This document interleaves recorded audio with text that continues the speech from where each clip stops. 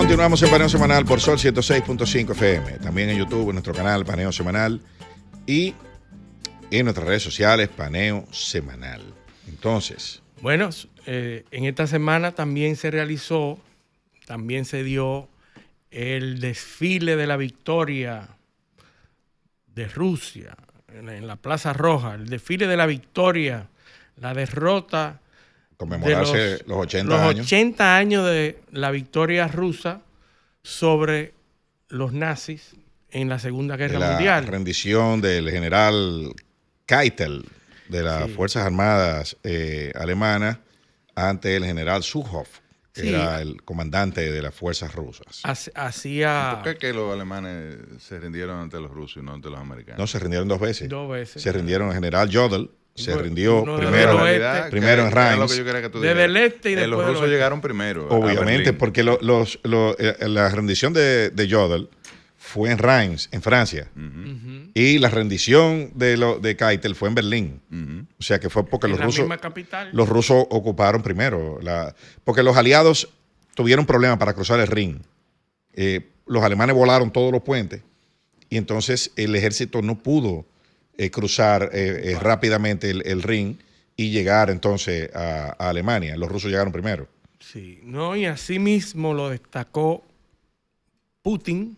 Vladimir Putin, que se lució en el desfile de la victoria porque logró la participación de Xi Jinping y otros jefes de Estado. A pesar de las amenazas de Ucrania y de ataques. A pesar de las amenazas que hubo días antes, en donde Ucrania amenazó que iba a atacar. Y atacó Belgorod. Y atacó tímidamente. Rusia había dicho que iba a responder de manera fulminante. Y no se produjeron los ataques durante el desfile. Se pudo realizar. Y lo más importante de esto fue el discurso que dio Vladimir Putin en este día, en este momento, que ante la audiencia de todo el mundo pudo esbozar algunos puntos importantes. ¿Qué fue lo que dijo Putin? Y reforzar algunos. Reforzar algunos que ya venía diciendo en el 80 aniversario. Primero, que fueron los vencedores del nazismo. Vuelve y dice que la victoria sobre el nazismo fue Rusia que venció al nazismo. Fue Rusia y no Estados Unidos e Inglaterra, como quieren hacer cambiar la historia. Incluso durante ese mismo discurso habló del peligro de los que quieren cambiar la historia después de producirse, que quieren obviar la labor de Rusia en la Segunda Guerra Mundial.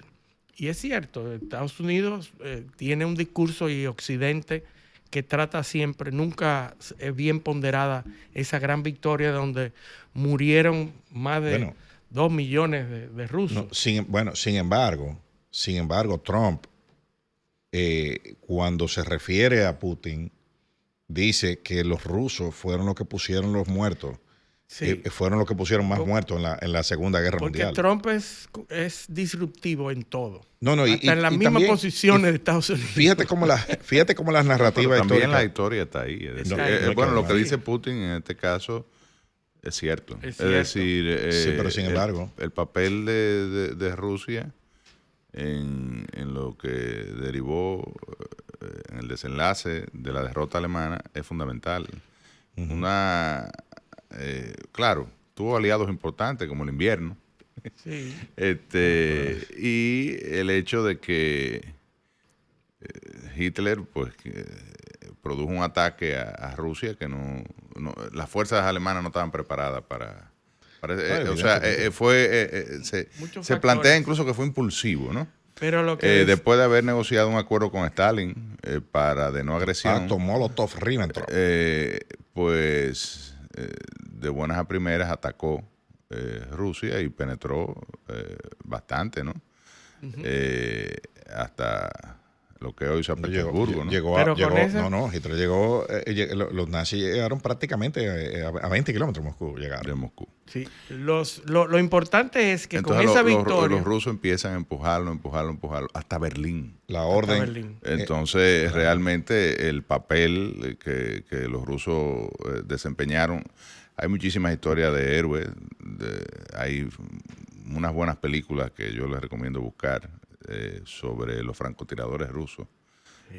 Hay una sobre una mujer. De Lyudmila Pavlichenko. Esa, muy buena, que a lo que le gusta este tipo de películas. Y hay una película americana clásica, ahora no recuerdo el nombre, pero también sobre el papel que jugaron los francotiradores rusos en Stalingrado.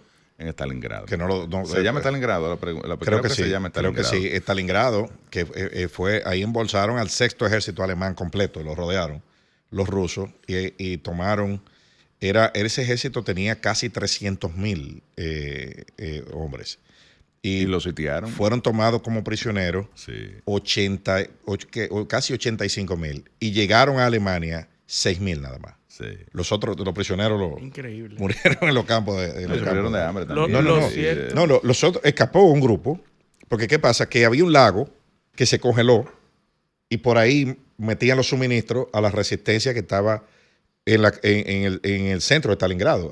Señores, ahí se comieron las palomas, los ratones, los perros, o sea, todo. Fue una cosa increíble lo que hicieron los alemanes ahí. Bueno, el asunto es que este hecho histórico destacado por Putin le da el escenario y las condiciones para que él haga un paralelismo entre esa gran victoria en la Segunda Guerra Mundial y esta victoria que lleva en Ucrania. Que a su vez, en la Segunda Guerra Mundial, usaron ese mismo recurso propagandístico comparándolo con la victoria ante Napoleón. También. O sea, hasta el nombre de la operación rusa es el nombre de un general que peleó contra Napoleón, que se llamaba Piotr Bagration. La operación se llamaba Operación Bagration porque era para sacar al enemigo de Rusia. Tú sabes que Napoleón durmió en Moscú. Sí, claro. Bueno, la quemaron esa noche. La pegaron fuego. O sea, la dejaron llena de pólvora. Él la encontró vacía. Sí, la encontró vacía porque hubo un retiro del zar Alexander, ¿no? Uh-huh. La llenaron de trampa. ¿no? De pólvora y le pegaron fuego. Y Napoleón a la madrugada salió huyendo y el ejército de Napoleón. Tú sabes que Napoleón se sorprendió porque cada ciudad que ellos encontraban, la encontraban destruida. Pero entonces Moscú la encontraron intacta. Pero vacía. Ya vacía, pero intacta. Dice, bueno, no. Ya ellos entendieron que no pueden conmigo. Sí. Y se fueron. Y se sentó en el trono del zar. Sí, anduvo todo esa noche. Después no quedó nada al otro día. Arrasado todo. Ustedes recuerdan cuando ocupan y pasan a territorio ucraniano, Rusia lo que dice es que su objetivo es eliminar el nazismo. Uh-huh. Claro. El objetivo de la operación militar especial es eliminar y desterrar el nazismo. Porque Ucrania de forma usó como argumento propagandístico creó el Batallón Azul.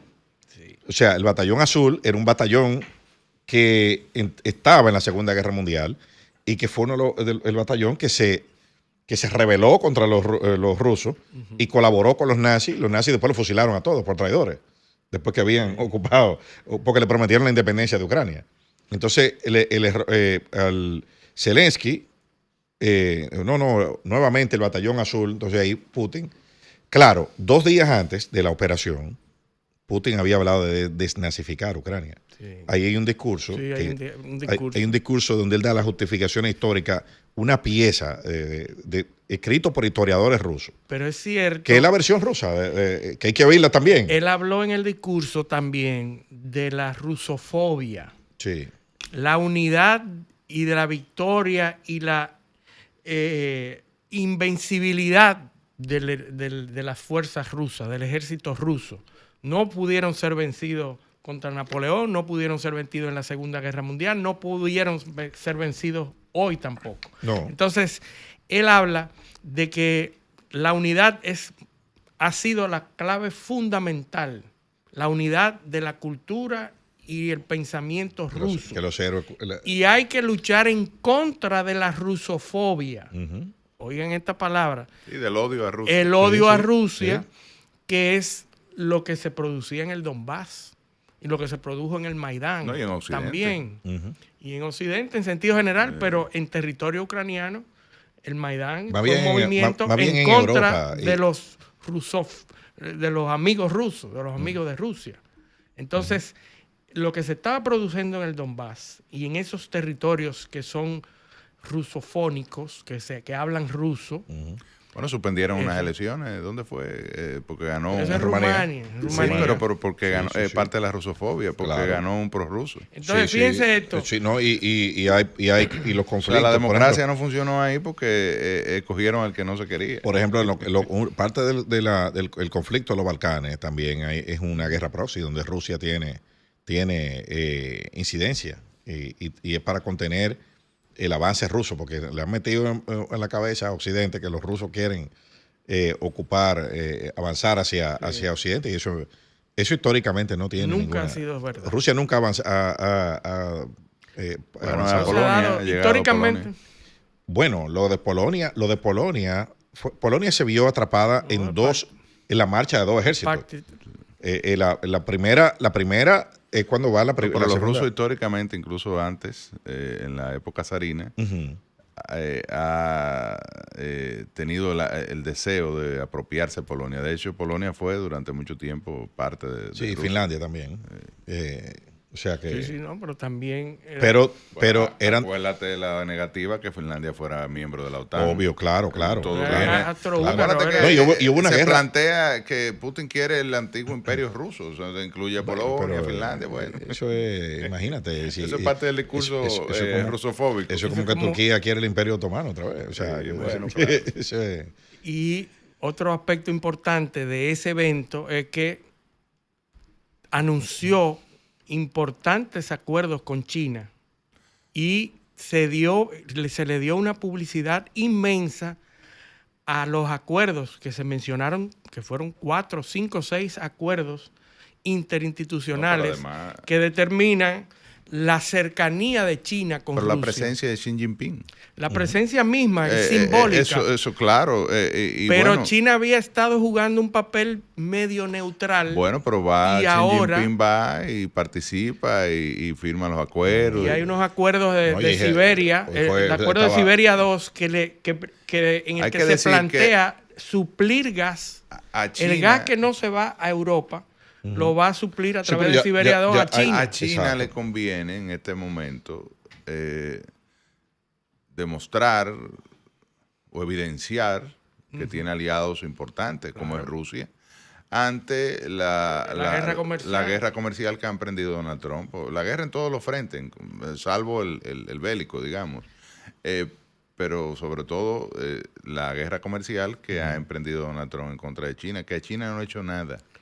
Después hablaremos más adelante. Están negociando en Suiza, Están negociando. Se está negociando, pero... Vamos a ver los resultados. ¿Sabes cuánto representa para China el comercio con Estados Unidos? Un 15%. El 2% del PIB. Bueno, pero el 15% del comercio exterior. Sí, del comercio exterior, pero del Producto Interno Bruto chino, el 2%. O sea, realmente quienes tienen más que perder, y por eso Donald Trump a veces Luz está desesperado porque quiere negociar con China, son los chinos. Mira, el sábado que viene vamos a hablar con un experto en eso que ya confirmó su asistencia, Eduardo Rodríguez. Claro. Que tiene unos puntos muy importantes sobre esto. Eduardo Rodríguez Apolinario. Así es. Mira, es bueno decir que tuvo también el presidente de Brasil, Luis Ignacio Lula da Silva. Y Nicolás Maduro. Nicolás Maduro. Pero no tuvo el desfile, me parece. Pero estuvo los días antes estuvo. Sí, yo creo que él estuvo en el desfile. Bueno, no creo que vi un video. Pero vi el video de él visitando Rusia. Ahora, viste cómo Maduro se ganó el ir para allá. Le entregó unos rehenes que tenía a los americanos. No fue que los americanos lo llevaron No, forzado. no, eso lo entregaron, por Dios. O sea, se va a meter un comando a Caracas, a una embajada, a llevarse un grupo de gente que lo tenían rodeado. Pero a cambio ya se determinó que el gobierno de Venezuela no maneja el tren de Aragua. Ok, ya salió, ya lo sacaron de la lista. Ya lo sacaron de la lista diciendo que pues no. Eso lo entregó. Eso era un chantaje. Claro, por Dios. Entonces, tuvieron el presidente de Serbia, Aleksandar Vučić, el primer ministro de Eslovaquia, Robert Fico. Sí, y aquí dice que Nicolás Maduro Eslovaquia es miembro de la Unión Europea. Estuvo en el desfile. No, estaba la representación del infierno para los Estados Unidos, estaba ahí. Antes de irnos a llamadas. Y no fueron los iraníes, probablemente, pero mandaron a alguien. Mandaron a alguien. Sí, la situación no está para viajar. Mira, nosotros hablamos la semana pasada del conflicto Pakistán-India. Sí. Que es importante. Y ya esta semana se habían producido una escalada en el conflicto, donde se tiraron ambos varios misiles que no tuvieron mucho impacto en vidas ni personas. Pero es un artículo que salió preocupante, pues son dos potencias nucleares. Dos potencias nucleares que están siendo escenario perfecto para probar armamentos militares. Recuerda que India, Modi visitó a Donald Trump en febrero, la Casa Blanca, y se firmaron acuerdos para compras de vehículos militares. Tú sabes que eso dura muchísimo tiempo. Son una compra millonaria de vehículos militares India. Con tal de que India no se los compre a China.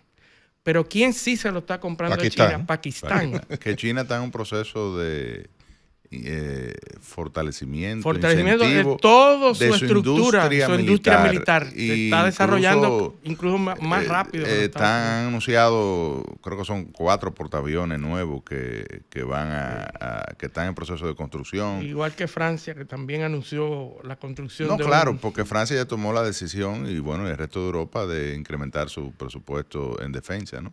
Pero fíjense y los Estados Unidos están forzando para eso. De hecho, cuando tú ves la audiencia de confirmación de la embajadora dominicana, ella se confirma, o esa audiencia también incluye al embajador de los Estados Unidos en Francia, que es el papá del esposo de Ivanka Trump, el embajador de los Estados Unidos en Holanda, y el embajador de los Estados Unidos en Irlanda. Y en el caso de Francia se plantea, y en Holanda también, donde está La Haya, que es el sede de la Organización del Tratado del Atlántico Norte, de la OTAN, se hace mucho énfasis en el Senado en la necesidad de que el lobby de estos embajadores vaya dirigido a garantizar el incremento del gasto en defensa de los países de la OTAN. De los miembros de la OTAN. Y específicamente de Francia. Y específicamente de Francia. Incluso se plantea que Francia aprobó un incremento, pero que no es suficiente, que hay que seguir empujando. Y le preguntaban a los embajadores cómo iban a desarrollar esa tarea. Yo creo que es interesante porque te plantea cómo los Estados Unidos están influyendo en sus socios, en sus aliados, para tratar de garantizar cierto beneficios, claro. Porque parte de esa industria la suplen los Estados Unidos, pero sobre todo balance con relación a China, Rusia, Irán. Pakistán, India, escenario de pruebas de armamentos militares. ¿Por qué yo insisto en esto? Porque hoy salió hace pocas horas, la noticia de que Donald Trump anunció el cese al fuego entre Pakistán y India. O sea, fue Donald Trump que en su cuenta Truth Social anuncia que bajo la intervención o con la intervención norteamericana se logró un acuerdo de cese al fuego entre Pakistán e India. Y nos preguntamos cómo pudo lograr eso, cómo tiene esa fuerza. Bueno, precisamente tiene las armas. Las armas de la India las suple Estados Unidos, los acuerdos firmados en febrero. Y Pakistán, que también le interesa no depender directamente solamente de China. Ujú. Es decir, yo, como Estados Unidos, soy el que mejor puedo mediar entre un conflicto entre dos naciones Sí, que, eso me necesitan. le da liderazgo. Y además le ayuda en su imagen fallida para lograr el cese al fuego en Ucrania, que no lo ha podido lograr. Sí, ahora tenemos que irnos a las llamadas, pero en lo que... Tira el número, por favor, las llamadas. Vámonos ahí a nuestro oyente. Comunícate 809-540-1065. 1-833-610-1065 desde los Estados Unidos. Sol 106.5, la más interactiva. Bueno, ya Mira, a nuestros oyentes que nos... Hay que saludar a los oyentes que son fieles todos los sábados. Y hay que decirlo, Vladimir Agramonte, Fernando Álvarez, Homero Bruguera, Pedro Rodríguez. Joe Bats, que no Joe se queda. Bats, siempre está Joe Bats aquí y nos habla. Y hay una señora de la Romana que nos llama siempre. Nos llama siempre, Primitiva. Vamos a ver si está llamando ahí. Primitiva. Ya tenemos llamada aquí. Buenos días, ¿quién nos llama y de dónde? Eric Pérez, de Santo Domingo. Adelante. Quería primero decirle que el programa es un toque de queda los sábados para mí. Gracias. Así que muchas gracias. Mira, yo quería comentar sobre el tema de la mamá del Papa, que hoy en la mañana yo leí en las noticias internacionales que él reconoció que su mamá fue nacida en República Dominicana, en Santo Domingo.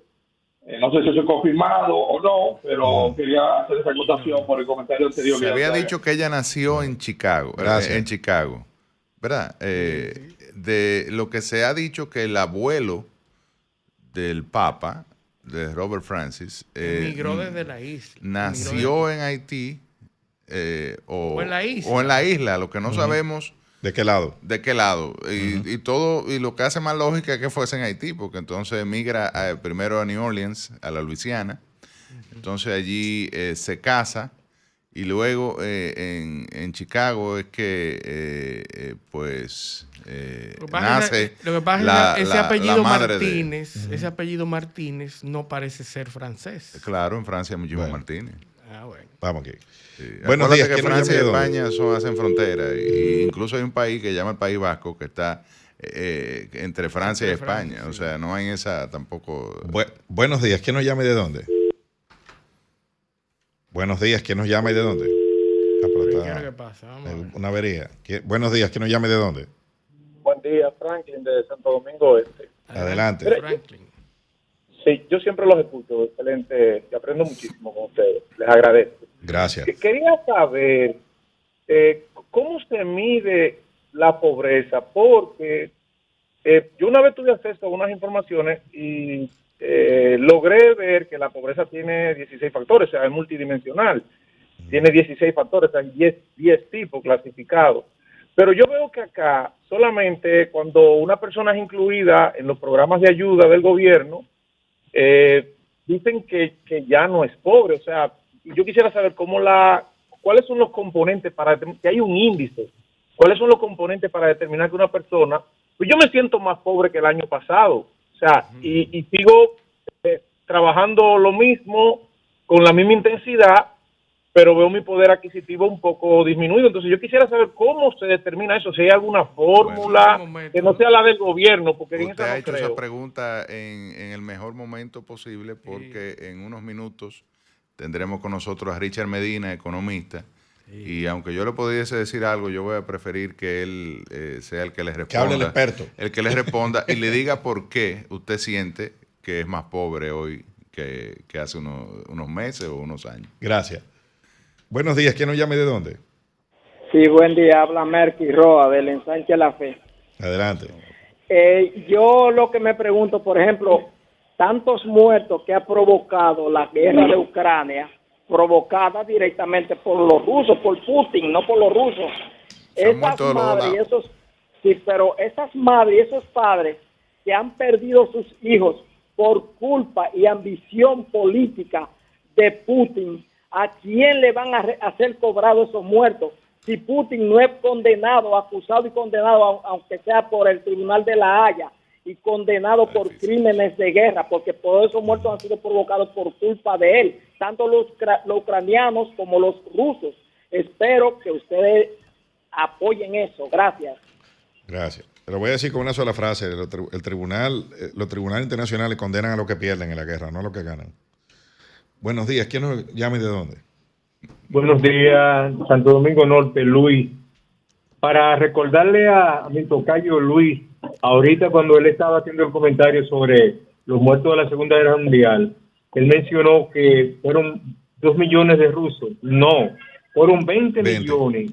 Sí. Y alrededor de 13 millones de soldados rusos que murieron. Sí. Muchísimas gracias por la corrección. Gracias. Es correcto. Sí. Buenos días. ¿Quién nos llama y de dónde? Aló. Sí, buenos Sí, días. ustedes estaban hablando de como de un apellido francés. Sí. Víctor Hugo era francés y esos nombres son latinos. Víctor Hugo, el escritor. Hay muchísimos, muchos Sí, Pérez hay muchos. que son franceses. Mucho. Oiga, aló. Sí. Otra cosa, señor, importante. Estamos esperando el metro aquí en San Cristóbal. El presidente prometió un metro, lo necesitamos, por favor. Gracias. Bueno, anótese en lo que están esperando, cosas ahí. Hay mucho. Bueno, hay mucha, está larga esa lista. Buenos días. ¿Quién nos llama y de dónde? Buenos días, gracias. Yo cuando estaba mencionando, digo, quizás se recuerden de mí. Primitiva. Sí, Primitiva. Claro, yo lo Sí, dije. sí. Saludos. Dígame. No, un saludo para ti. Gracias, igual para ustedes y el pueblo dominicano y en especial a la audiencia y en el mundo, que yo sé que muchas personas que están fuera de su país lo escuchan. Bueno, yo estoy feliz, contenta con el nuevo Papa, porque yo digo que es un Papa humano para los humanos. Estaba escuchando estadísticas en donde la gente está dejando la Iglesia Católica, porque quizás la Iglesia Católica es como un poco, se muestra a veces indiferente a los problemas de su gente. Y yo creo que hay que prestarle más tiempo al pueblo que a Jesucristo. Jesucristo hay que recordarlo y llevar su legado en la práctica, defendiendo a la gente y diciéndole, aquí estoy yo para lo que ustedes me necesiten, como representante de Jesús. Él es muy preparado, tiene como algunas muy importante o carrera. Escuchaba en televisión española que él es hijo de española, no se sabe. Yo lo que sé es que es un papa que habla los idiomas, que habla el de nosotros y que hay buena vibra en un mundo en donde la guerra quiere dominar el mundo. Tiene que haber un papa que lleve la paz, el consuelo y la esperanza al mundo. Gracias. Bueno, pregunta mira, Ernesto Filpo Tejeda, quien saludamos, que es un fiel oyente, pregunta por YouTube que ¿cuál papa consiguió un cese al fuego en un conflicto? Varios papas han pedido, pero el Benedicto XV consiguió un cese al fuego en la Primera Guerra Mundial. Interesante. Para responderle su pregunta. Y vámonos con una última llamada porque tenemos que irnos a la pausa. Buenos días, ¿quién nos llama y de dónde? Sí, buenas, Héctor. Voy en la autopista Duarte, camino a Santiago. Adelante. Para hacer un pequeño aclarando con relación a lo que había mencionado. El País Vasco está dentro de España, es una región de España. El país que está entre Francia y España es Andorra. No, el País Vasco, busque en Google un mapa del País Vasco y usted se dará cuenta que en la frontera entre España y Francia se divide el País Vasco. Que esa era la dificultad. Por eso los etarros que le daban que le daban carrera en España terminaban en Francia y muchos de ellos fueron capturados en Francia. No, y el Principado de Andorra es otro. Y les recomiendo a lo que si le interesa el tema, hay una novela que se llama Lobo. Bueno, no solo una novela, hay una serie, una miniserie de Mikel Lejarza en Netflix que la pueden buscar, que se hizo basada en esa obra. Mikel Lejarza, que es un topo, o sea, un agente de los servicios de inteligencia españoles que lo infiltraron en el Estado Mayor de los etarras fueron uno de los grupos, digamos, vamos a llamarle terroristas, porque Sí, eso claro, eran claro, terroristas. terroristas. Más sangrientos de la historia. Así es. Mira, antes de irnos, a la pausa. el rescate de los adeptos a María Corina Machado que estaban el equipo de asilados en la embajada argentina en Caracas, Uh-huh. que el secretario de Estado Marco Rubio anunció, se lo entregaron. Anunció que mediante una operación precisa fueron rescatados y extraídos de la embajada. Lo fueron a buscar y le entregaron precisamente. Nadie sabe cómo fue. Ellos dicen, el Departamento de Estado anuncia que no hubo negociaciones con el gobierno. No, claro que no. Así que, Sin tirar un pero lo sacaron en una operación, parecería como de película, pero no fue de película. No, sin porque matar no a pasó nadie, nada. Lo montaron en un carro y fueron al aeropuerto y ya. Claro, estaba rodeado. Oye, estaba rodeada ahí, sin luz, sin agua, sin nada, con toda la fuerza del orden venezolana. Entonces salieron por la puerta caminando y se montaron un avión y se fueron sin tirar un tiro. Y no negociaron nada. Ahí está. Eso no se lo cree nadie. Pero bueno, vámonos a la pausa. Esto es Paneo Semanal. No le cambien.